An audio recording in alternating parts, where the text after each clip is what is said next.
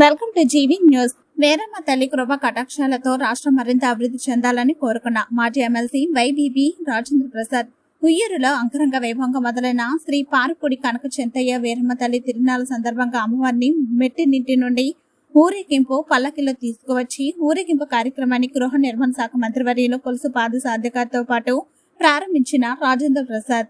ఈ సందర్భంగా రాజేంద్ర ప్రసాద్ మాట్లాడుతూ ఎంతో ప్రసిద్ధిగాంచిన శ్రీ వేరమ్మ తల్లి తిరునాళ్ళు ఈ రోజు ప్రారంభం అవడం చాలా సంతోషకరమైన విషయమని, ఈ ఉత్సవాలు ఎంతో ఘనంగా జరుపుకునే అవకాశం రావడం మన ఉయ్యూరు పట్టణ ప్రజలు చేసుకున్న అదృష్టమని, కుల మతాలకు అతీతంగా అందరూ కూడా అమ్మవారిని పూజించడం శుభసూచకమని రాజేంద్ర ప్రసాద్ అన్నారు.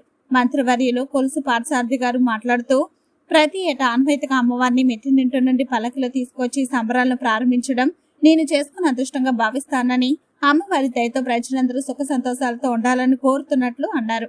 ఈ కార్యక్రమంలో పెనుముల్లూరు నియోజకవర్గ నాయకులు Bodi Venkatram, Uyyuru municipal chairman Vallabhaneni Satyanarayana, Uyyuru town party అధ్యక్షులు జంపాన గురునాథరావు, తేదేపా సగర సాధికార రాష్ట్ర కన్వీనర్ జంపన వీర శ్రీనివాస్, రాష్ట్ర మైనార్టీ సెల్ కార్యదర్శి సయ్యద్ అజ్మతుల్లా, రాష్ట్ర బీసీసీఎల్ కార్యదర్శి రాజుల పార్టీ పని ఆలయ కమిటీ నిర్వాహకులు తదితరులు పాల్గొన్నారు.